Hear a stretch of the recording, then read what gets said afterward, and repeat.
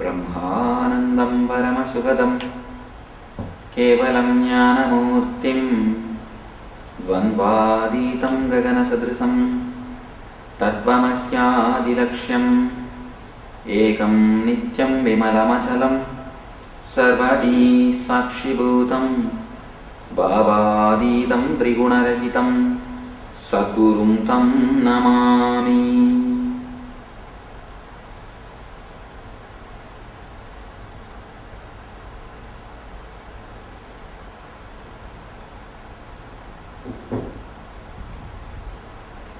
I welcome you all with my love and respects. Today's subject is religion and spirituality. First we will see what we usually understand by the word religion and spirituality, and how we are supposed to understand the word religion and spirituality.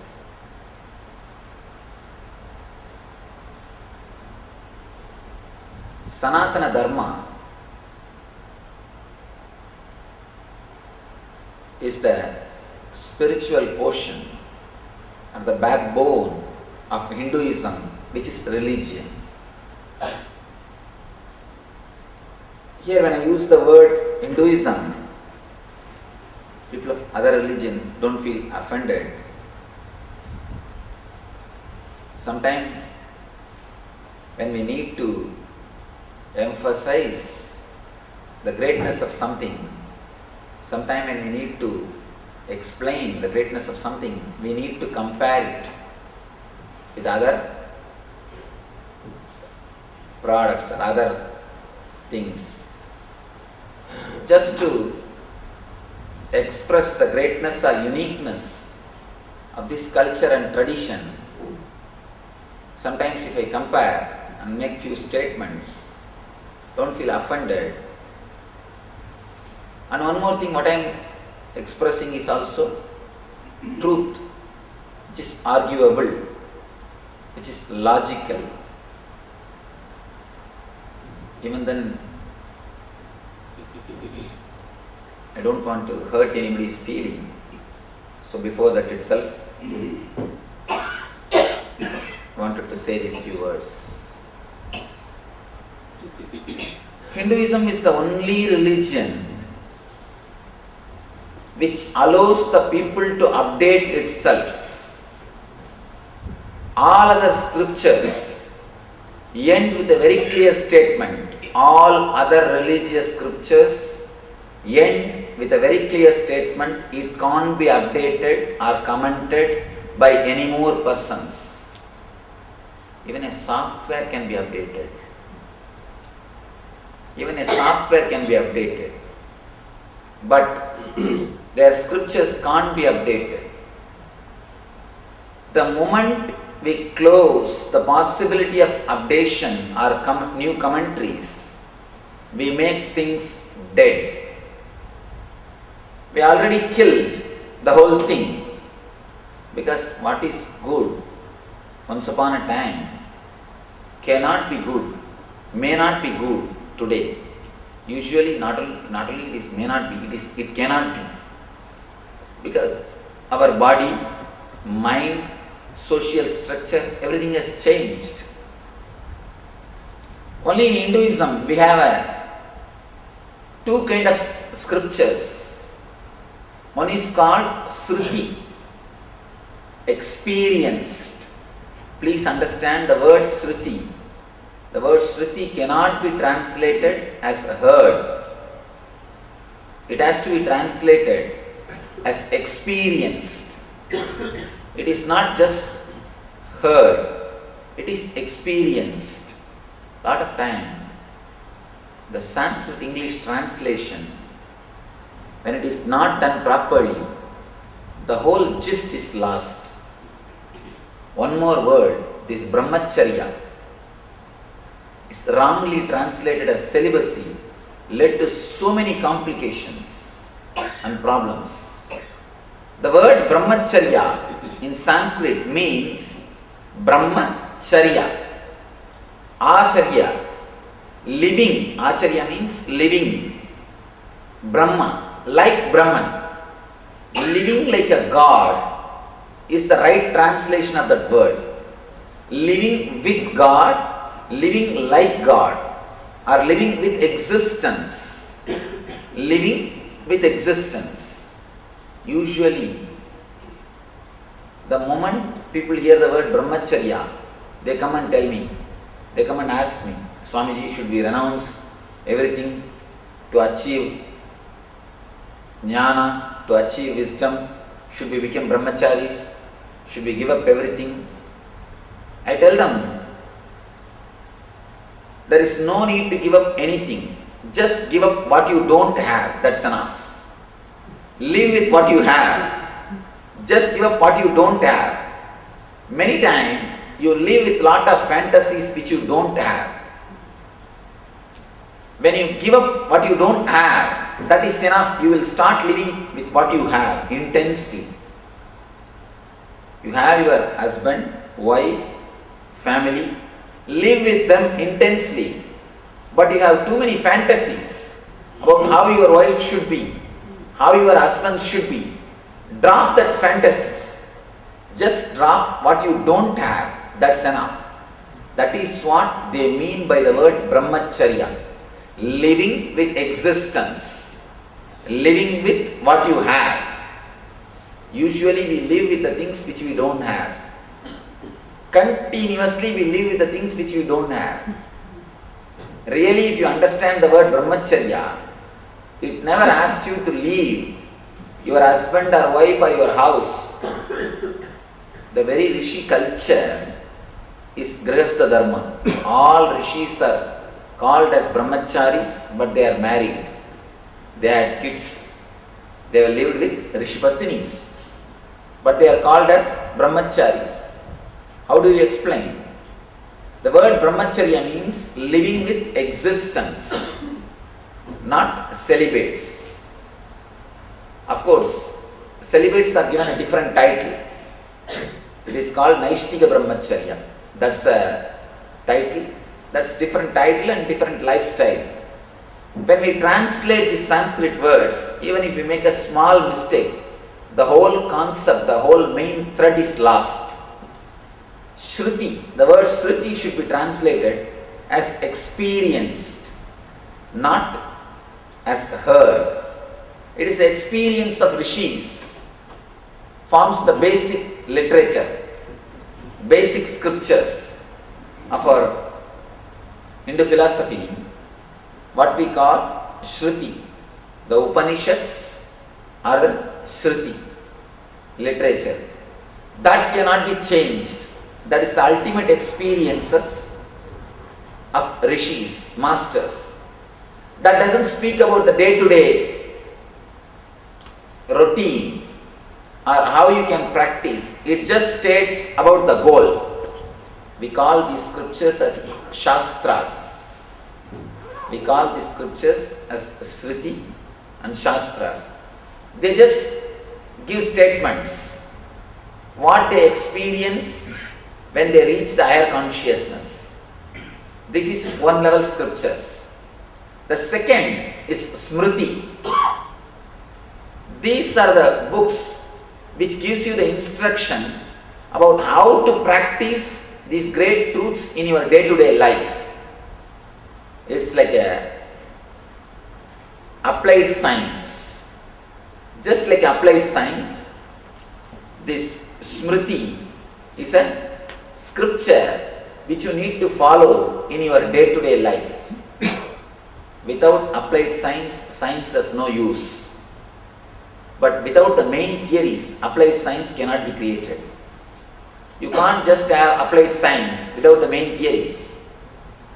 And you can't use the science without applied science. Both are necessary. Both are necessary, especially when we come to the Smriti, when we come to these day-to-day rules and regulations, there should be an option for updating. There should be an option for updating, of course. no other tradition, no other masters dived so deep into the human consciousness. Nobody else has done so much of work on the human consciousness that they could have clear understanding. They could not make such a clear difference between Shruti and Smriti. All other literatures, all other spiritual literatures, they have mixed these two, confused these two, and in the end made a statement, nothing can be changed, nothing can be updated. Some scriptures say nobody can even comment on them. It is so dangerous. Let me tell you a small example. You got a timetable, train timetable, timetable of trains. You go to a railway station, seeing the timetable. After waiting for 24 hours, you suddenly realize not only the train is not coming, it is never going to come. Then you inquire them, what happened? Why the train has not come?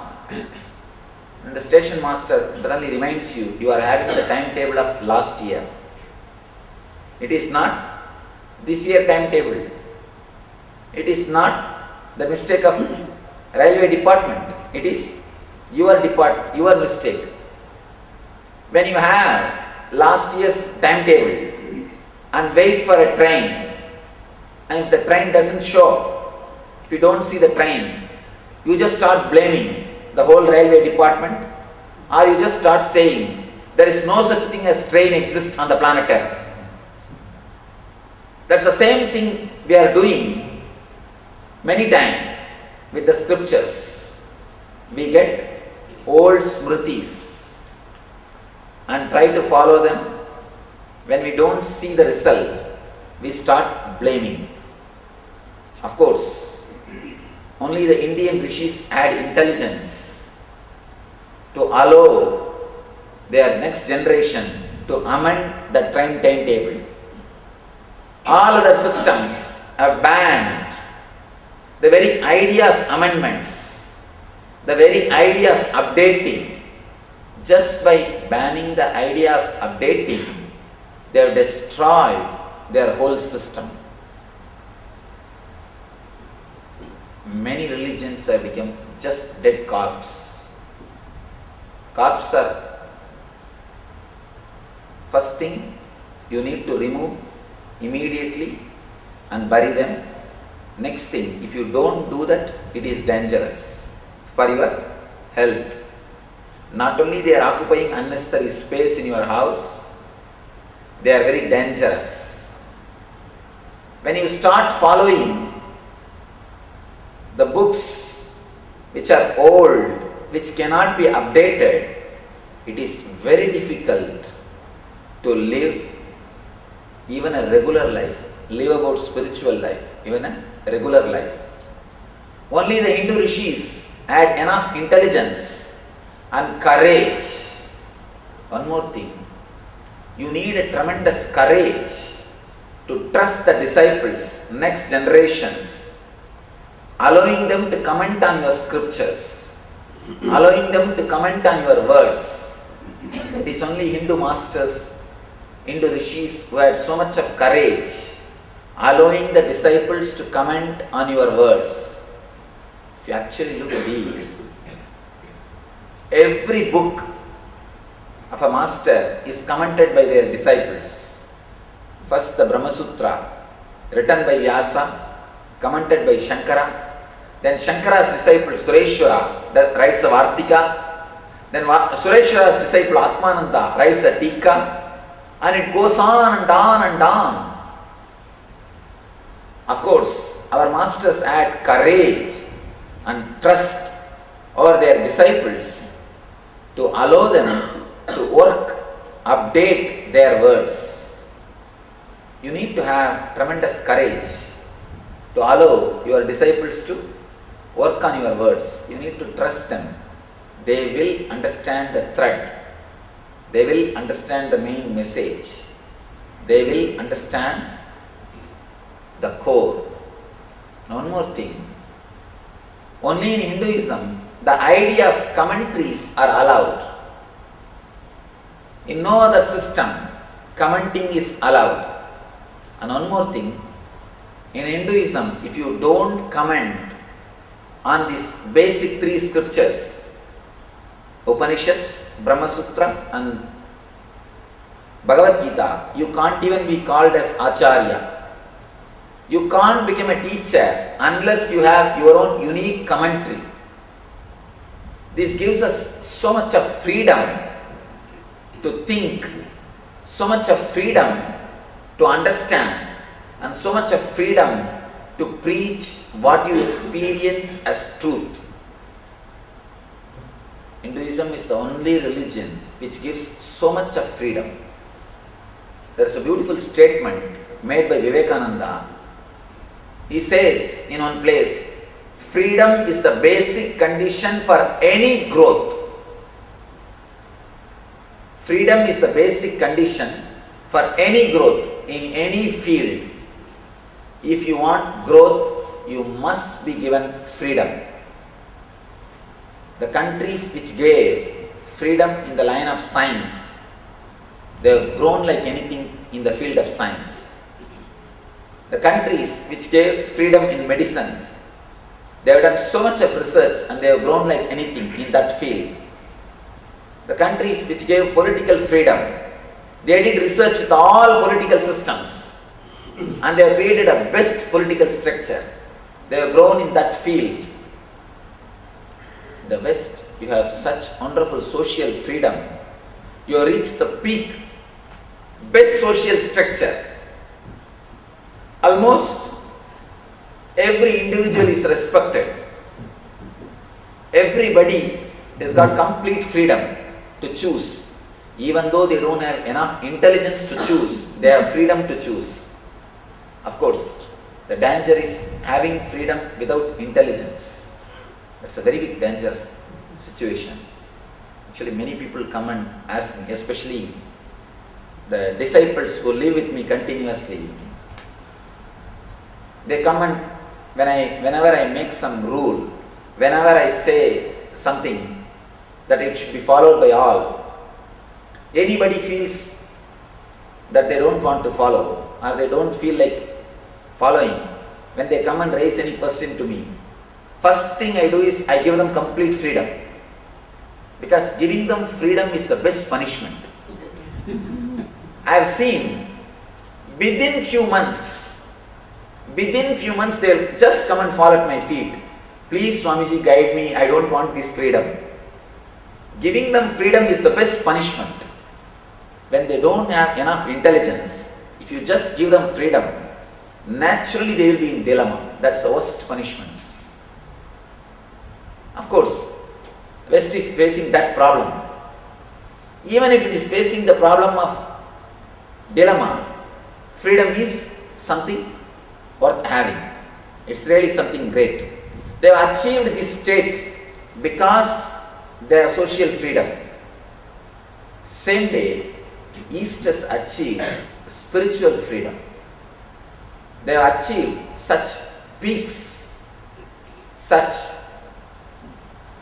high conscious experiences because they had spiritual freedom. In the East, nobody needs to follow a particular system. You can have your own God. If you are not satisfied with the existing 300 and or how many millions, I don't know, I think 330 millions, 33 crore. 33 crore is the calculation. I have my own understanding. That time the population must have been 33 crore. So each one had their own form of God, their own deity. That's the reason they have said 33 crore. Now if we have to calculate, it must be 6 billion gods. We don't know. So each one had their own unique chosen deity. The concept of chosen deity exists only in Hinduism. If you are not satisfied with all the existing gods, you can create your own. Nothing wrong. You are given a formulas to create your God, that's all. You can just have your own Choose an idea. Ishta Devata, we call it in Sanskrit. Ishta Devata. It is completely your choice. You are just given all the instructions. You are just given all the possibilities. You can cook your own food. You can create your own rules. You can create your own system. You can create your own path. It's like a disciple goes to a master and asks, Master, I have to cross this forest. Please help me. If a master says, go 1100 feet, then there will be a big snake, take a right turn, go 300 feet, there will be a lion, take a left turn and go 3 kilometers, then there will be a tiger, take a right turn, go 10 kilometers, there will be forest fire, take a right turn and go 3 kilometers, you will cross the forest. If a master gives this type of guidance, through which he came, or which is his experience, will the disciple be able to cross the forest?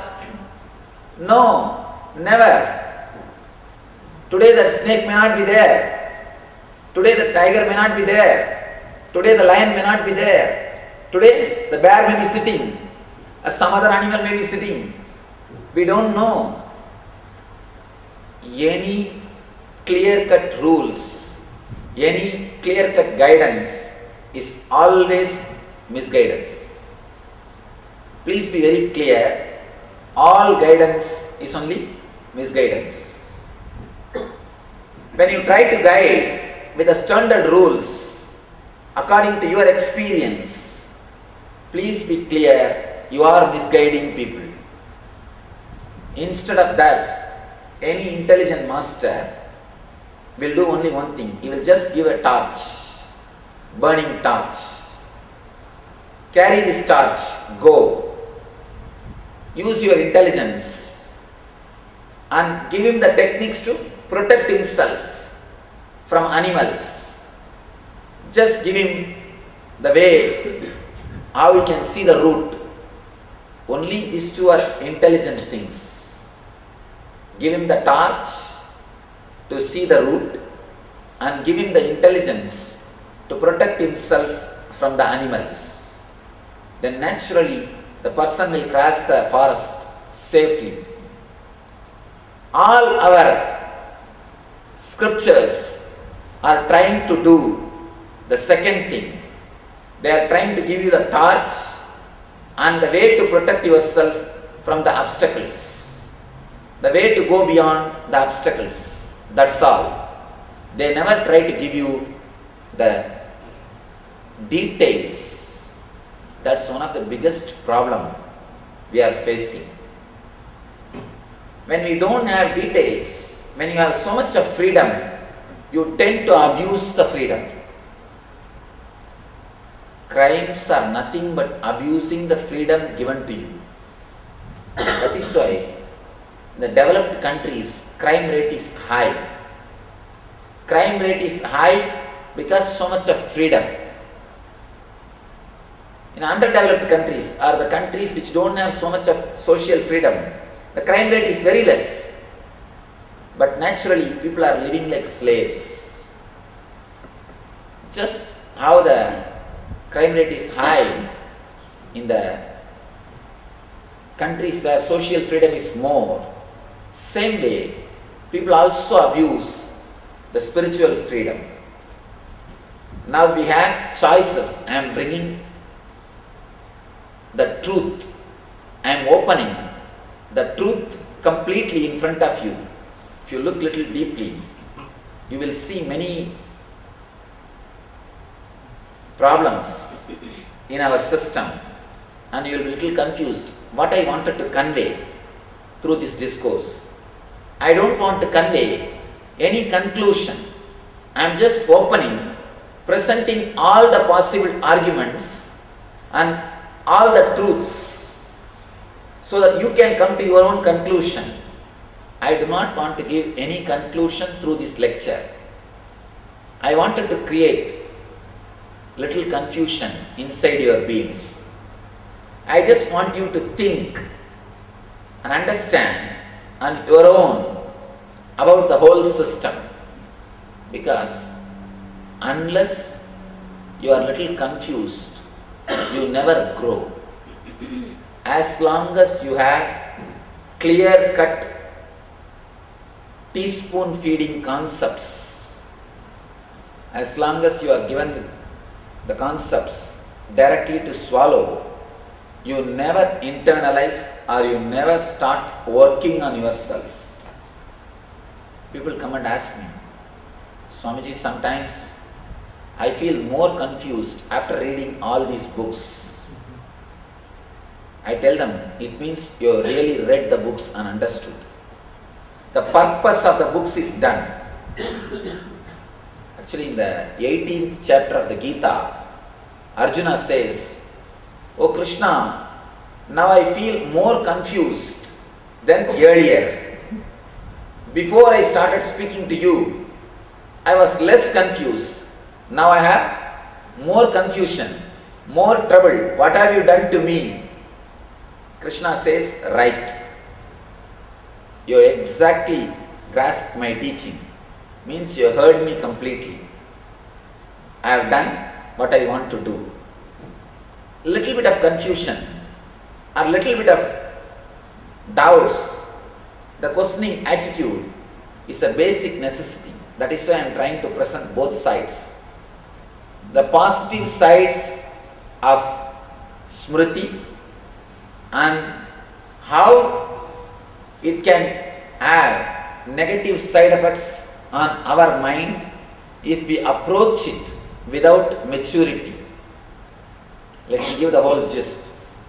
First thing, we have a set of literatures called Shruti, which cannot be altered or changed, which is the ultimate experience of our masters. Next, we have a set of literatures called Smriti, which can be updated, changed, which can be updated according to times. You can change few statements or you can change few systems. You have the freedom. Now, the next thing, when it comes to the freedom, sometimes we tend to abuse that freedom without knowing, without having enough intelligence to catch the thread. Third thing which you need to understand about this religion and spirituality is, spirituality is the first level scriptures, Shruti, Upanishads. Religion is Smriti, the day-to-day literatures. It's like there is a concept. When you write some books, some literatures to explain the concepts in a day-to-day life, it becomes Smriti. It's like a visualization of the higher concepts. In main scriptures, we speak about Atman, we speak about Brahman, we speak about the all-pervading, all-knowing God or divine or energy. In the Puranas, in the Smritis, in the second level literatures, we speak how to implement those great truths in our day-to-day life. The model personalities or role models are explained. The hero worship starts in Puranas, in Smritis. In Smritis, our masters, they create ideal personalities like Krishna, Rama, Parasurama, Balarama. Different ideal personalities are created. It's like the metaphysical experiences, when they are translated to the physical plane, they become mythological stories. Let me give you this one example. then you will be able to understand. Of course, the concepts which I am speaking is too high, root of our system. When a master experiences the God consciousness, the higher experience of awareness, he feels boundaryless, all-pervading, ecstatic, blissful. When he feels that experience, he naturally tries to express it to his disciples. Disciples ask him, how do you feel that experience? He just says, oh, it is just like 1,000-petal roses flowering or blossoming inside my being. Then immediately disciple starts understanding. He visualizes, oh, there is a 1,000-petal lotus in Master's head that just blossoms, opens up. That is why he is having this experience. He paints it as a 1,000-petal lotus. That is the way the concept of Sahasrara happened. It is said that there is a 1,000-petal lotus on the head, Sahasrara chakra. When your energy reaches there, when your Kundalini Shakti reaches there, the 1,000-petal lotus blossoms and it starts spreading the Ananda Gandha or Ananda, the bliss, smell of bliss, the joy and ecstasy. Actually, if you open and see, you will not find lotus, you will find only clay. If you open and see, you will not find lotus. It is not physical, it is metaphysical. It is metaphysical experience expressed in a different terms, the different words. When a disciple hears, he visualizes it in a different way. He draws a painting or he visualizes, he pictures as if a master is sitting in meditation, 1,000-petal lotus is there, it is blossoming. When a metaphysical experience is conceived and understood in a physical way, it becomes mythological story. It becomes Purana. It becomes Smriti. It is not completely fact, but it is truth. Understand? The master experiencing the 1,000-petal lotus flowering in his being is not fact, but truth. There is a very big difference between the fact and truth. Fact is what you see with the two eyes. Truth is what you experience, what you can perceive only through the third eye. Truth is the third dimension of fact. Truth is something more than fact. Usually, the truths should be understood from third eye, through your inner experience. If you try to analyze the truth with your limited vision, with your logic of facts, you will miss the whole juice of it. That is why, again and again, these so-called logical people question our Puranas, our scriptures.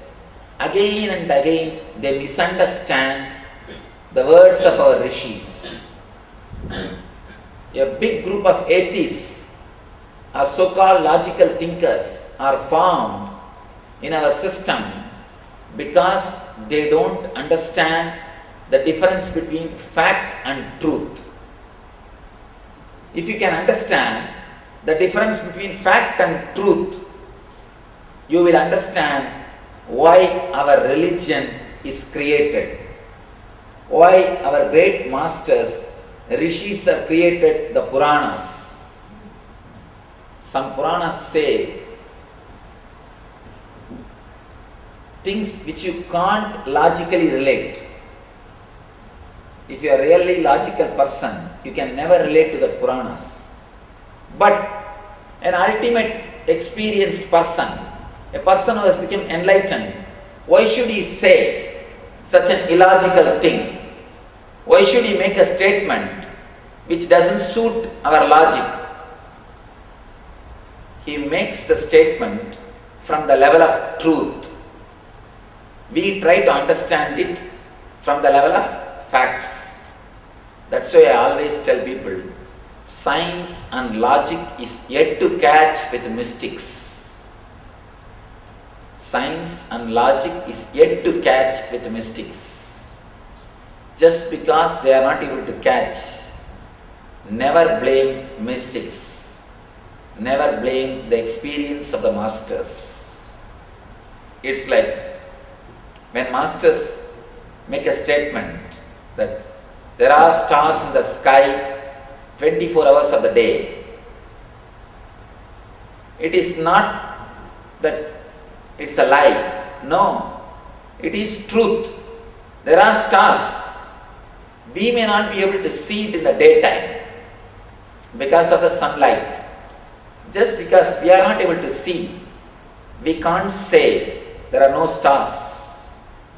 Just because we are not able to see with our limited vision, we can't blame the truths declared by our masters. Logical person is yet to catch with our masters.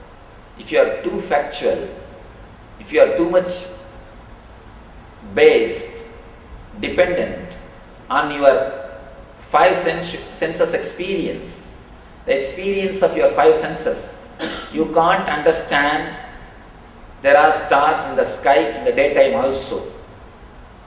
Only if you use right instruments, right telescope, you will be able to see the stars in the sky. Actually, if you go to a deep well and see from the well, you can see the stars even in the daytime. If you can go into a deep well and see from the well, the sky, you will be able to see the stars in the daytime. Of course, with right instruments, through right method, you will be able to experience what our masters say. When we don't know the right methods, we start blaming the whole system of truth. There is a very big difference between the truth and facts. Facts are realized with 120-degree vision. Truths are experienced with 360-degree vision. For truths, you need third eye. You need higher sense. You need higher awareness. You need higher perception. For example, if you read the Puranas, they describe extraordinary things like Hanuman lifting a whole hill and flying, or Krishna killing a big snake as a small child. There are incidents which is written. If you read and analyze with your logical mind, you will always find it is illogical. You can't believe a small child killing a very big snake, dancing on its thousands of hoods, and a small monkey carrying a big hill and flying. All these things look very illogical. But if you look deep, they are not just facts. These statements are made to give you the effect of what the incident is, or how much of power they had, or what was the impact of that incident. In reality, we need to understand one more thing. Usually, historians, people of logic, they see all the incidents, events only with their eyes. They record what has happened in the plane of length, breadth and depth. What happened according to their vision. What happened according to their understanding? They record it. They can understand only in the level of length, breadth and depth, that's all. They can say only in the level of length, breadth and depth, which you can see through your eyes. But when the masters see, they see another one dimension also. Not only the length, breadth and depth, they see one more dimension of space and time. You need to understand this space and time with the small example. Let me tell you this example. One old man went to a nearby village for some business. When he came back, when he was coming back from the village, far away he saw his house is on fire. Started shouting, screaming, rolling on the ground, crying, weeping. Oh, my house is on fire, please save me, please help me to put out this fire. He started shouting, screaming, weeping. One of his sons ran towards him and told, don't worry father, just 2 days ago we sold that house, it is not our house anymore. Immediately this guy stood up. Oh, is it so? Then okay. He started smiling. He became alright. Within 10 minutes, one more son came and he said, no father, we have sold the house, that is true, but we have not yet got the money. Then again he started rolling on the ground and started crying, weeping. Oh, please save me, save my house. I don't know what is happening. And again his wife came and gave the report. No, don't worry. Today morning only we got the money. It is already in the bank. We have deposited the money in the bank. We have got our money.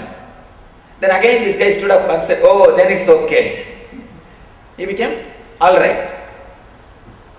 Look this incident carefully. Just in 10 minutes time, same incident, same person, but two different reactions. He went through different moods. Within 10 minutes, he had suffering, he consoled himself, again he had suffering, again he consoled himself. He undergoes different emotion, different moods. The incident is same. If a historian records this incident, he will record only what happened in length, breadth and depth. He will record only one thing. He will be able to record only one thing. What happened in the outer world? Length, breadth and depth. The house is on fire. This is the date. This is the time. This is the way it got fire. This is the way it ended. He can record only what has happened in the length, breadth and depth. If a rishi sees, a person with a higher consciousness, if he sees, only he can record not only what happened in the length, breadth and depth, he will be able to record what happened in the space or consciousness of the owner. What happens in the space and time also because of this incident?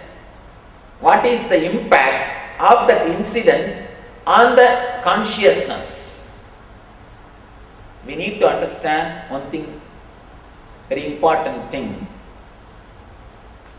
You can't just read the incidents which happened in the length, breadth and depth and decide the history. History cannot be reduced just to the level of facts. We need to understand much more deeply the impact of that incident on human consciousness or on humanity. Only then we can really experience or realize the truth. All historians try their best to record only the incidents according to their length, breadth and depth. not according to their impact on human consciousness. For example, Gandhiji fasting and a housewife fasting after the fight in the house. These two cannot be the same. Gandhiji fasting for the freedom and housewife fasting for her freedom cannot be the same.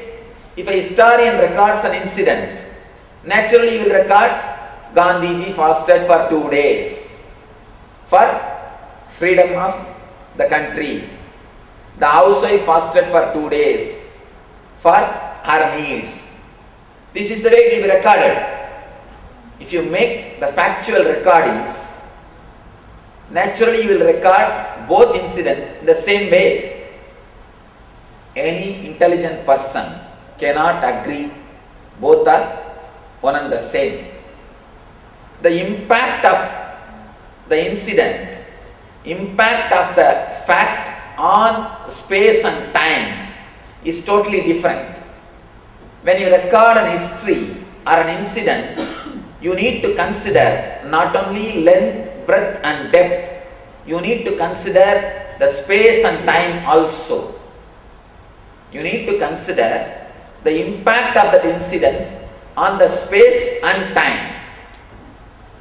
Our Puranas are written by the masters who can realize the impact of any incident in space and time also. That is the reason in some places some statements are made which you think as illogical or exaggeration. It is not really exaggerated. The statement is created for you to understand or realize the importance of that incident on human consciousness. Hanuman lifting Sanjeevani hills and flying. The incident may not be fact as it is. He may not have lifted a huge hill. He might have lifted only one part or few stones. But the incident has got a major impact on the history.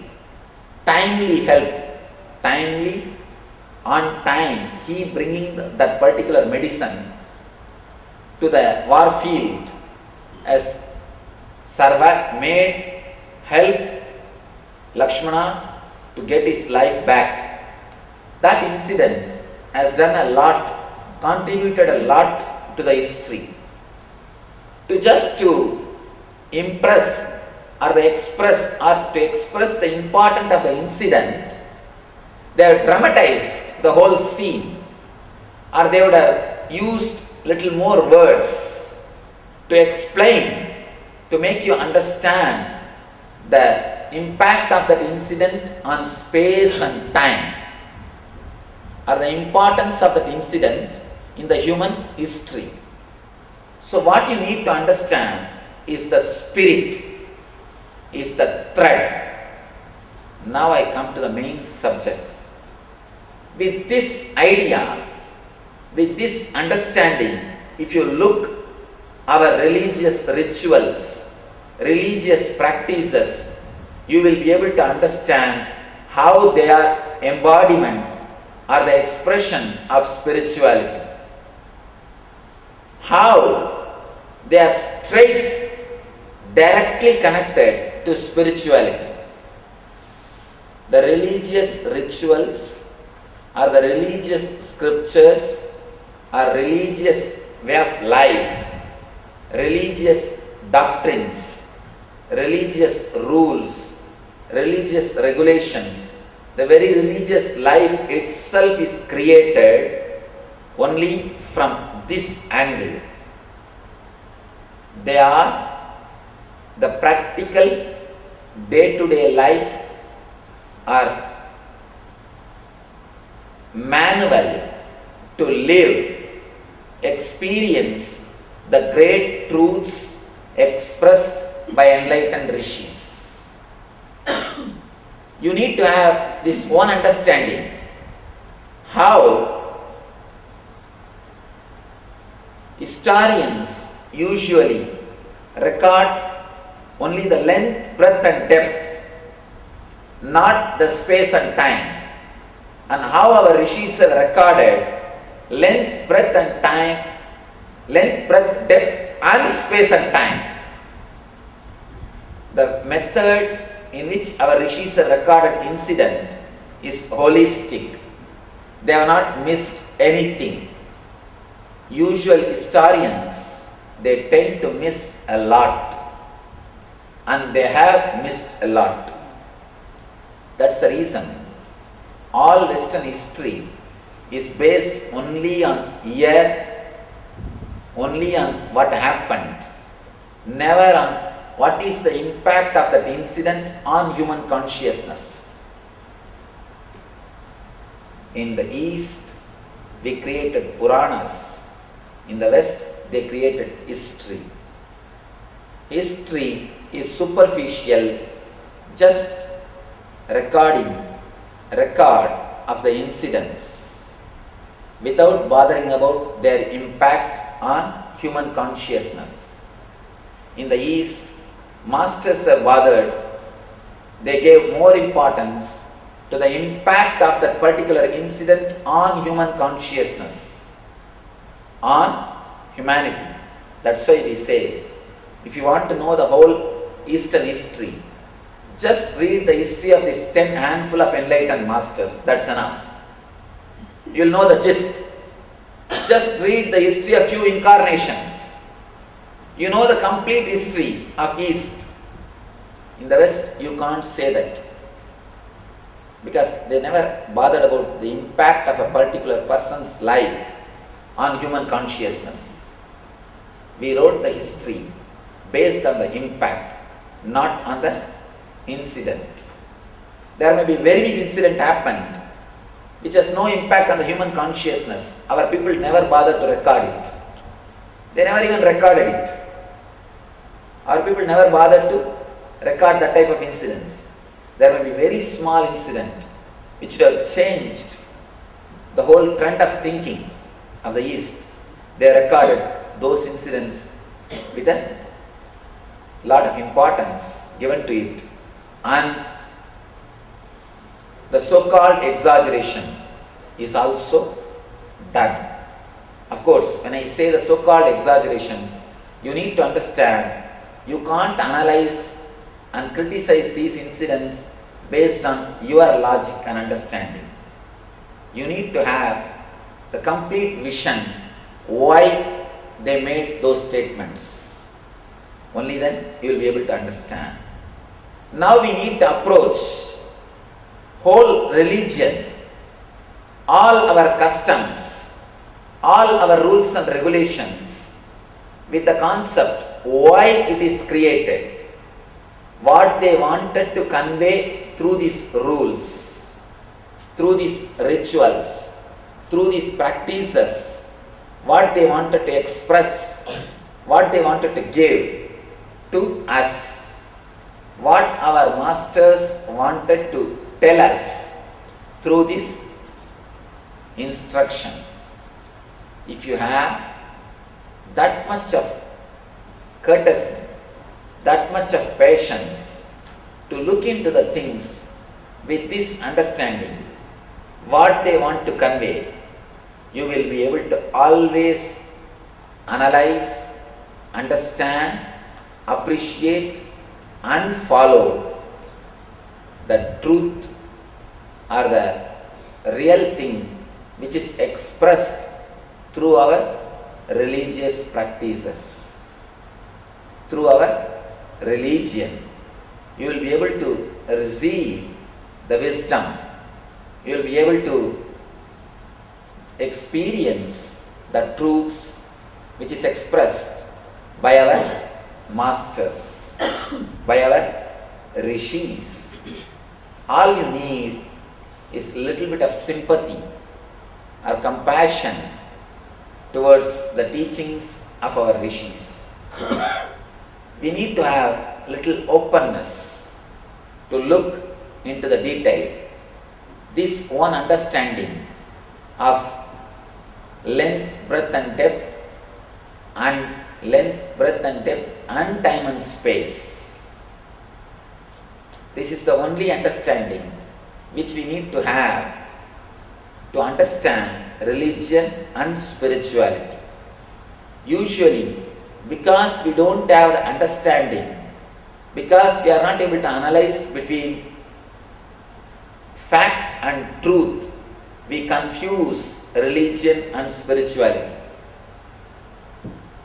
We mistake religion as spirituality or spirituality as religion. Finally, tend to condemn everything or tend to disbelieve everything or tend to drop everything. If you look with this understanding, you will be able to segregate, analyze, understand, experience the real truth, which is spirituality and which is religion, and you will be able to create your own technique, your own method, your own religion to reach the spiritual experience.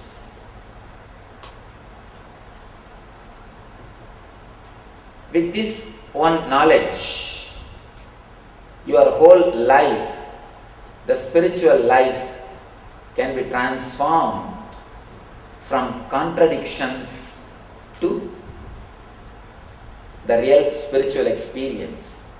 Without this understanding of fact and truth, religion and spirituality contradict each other. With this one understanding of fact and truth, the religion and spirituality starts complementing each other. Actually, religion and spirituality complement each other. If you have this one understanding, if you don't, they contradict each other. It is up to you whether to be in this contradicting plane or in the complementing plane. Understand, even though it is little difficult, or you think it is little difficult, take time, take little energy, contemplate on these great truths. Your whole life will be transformed. All the questions will disappear. This one understanding, this one truth will solve all the questions. Almost all the questions which you have about religion and spirituality.